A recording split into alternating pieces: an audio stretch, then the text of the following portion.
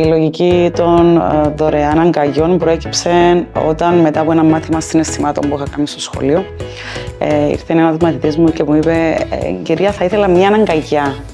Και λέω «Ωραία, μπορεί να μην είμαι μόνο αυτός ο μαθητής που θα έχει αυτήν την δωρεάν αγκαγιά, αλλά μπορεί να είναι και άλλοι». Και κάπως έτσι ήρθε η ιδέα του διαλυμάτου δωρεάν αγκαγιών.